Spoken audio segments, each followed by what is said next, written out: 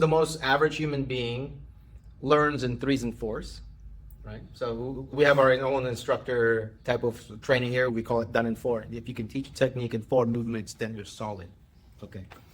I'll tell you later what I did to him in Vegas. Yeah? Hot seat. Some hot seat stuff? Okay. But if you look at the phone number, it's always like the parentheses, which is 3 digits, the first set, which is 3 digits, and then a dash, and then 4 numbers at the end. The human mind can absorb information within those fractions, right? So the easiest way to remember 9 digits is to do it 3, 3, 4. Okay. So going back to the question, if I were to go find somebody to teach me something, 2 things. One, are they empathetic? Do they have a high EQ? Can they read the room? Can they shift gears? So reading the room, meaning to say, if I were to be this person's student, if I'm not getting the content, can you recognize with a dumb look on my face if you can shift gears and get me to see it through a different lens, right? Because sometimes if I'm looking through one set of lens, it'll be hard, but if you get me to look at it another way, I can get it. So one way that he was teaching me the Sabayan drill, which is literally 3 movements, 3 hard things to do, right? How is it 3 movements, 3 hard things to do? It's actually 9 things. 9 things. It boils down to the 3 most common attacks, 3 most common defenses, right?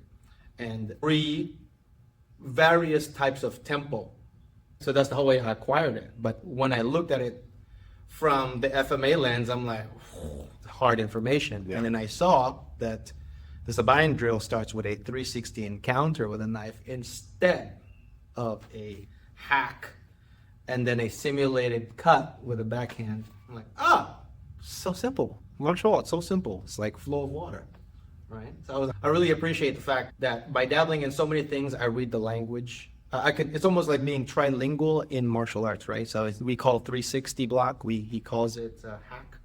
He calls it a bisecting line, right? Bisecting lines are very common. Once we go into jiu-jitsu, the shift is different. I forget how Magno calls it, but we call it buck and roll, right? So being bilingual or trilingual in different systems is also important, in my opinion. But going back to the same question, can the instructor shift gears for me? If I were to be the student, and second, how good is the scaffolding? Because if this guy goes, you do it like this, okay, good, get to work.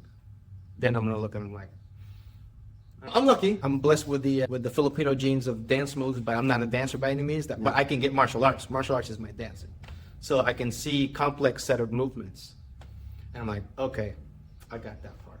But if I were a common student, that would be my 2 things. That resonates with me very much because I have 2 very recent examples of scaffolding resonating with me in a very particular way. So one, just now with you, what did you call it? Long combination A? Yeah, it's complex sequence Complex alpha. sequence alpha. So he says, we're doing this long combination, and I'm like, forget it. My brain doesn't work that way. I quit after 2 movements.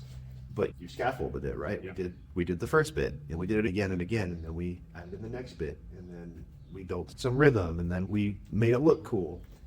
So it's very simple scaffolding to make my brain that really doesn't work with complex combinations be able to work through it. And then the other one is with you, something that I really enjoyed with the course that we just did in Las Vegas, that you explained very well in teaching technique is not teaching technique. You're teaching people to react to a situation, and they're going to react to whatever's in their arsenal. So you start with, here's a situation, just deal with it. So it's okay. Maybe it's just hands-on. So what are you going to do? Okay. What do your instincts tell you? So you just drill that for a while. Okay.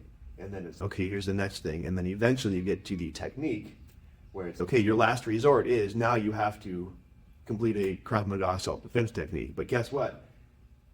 Ideally, you won't ever have to get there because we did all those things. Like you also learned it against somebody. So for that particular drill where one part was trying to put their hands on the other's throat, it's about your size. You can hit them, but now you've got somebody bigger than you that's putting the weight on you and managing, now you need a technique. Yep. And let's see if it works. Yep. And if it doesn't, we'll have to find you another solution. Yep. Maybe you can, I say as a coach, my job isn't to teach you. It's actually your training partner who's teaching you. My job is to create the training environment in which you learn.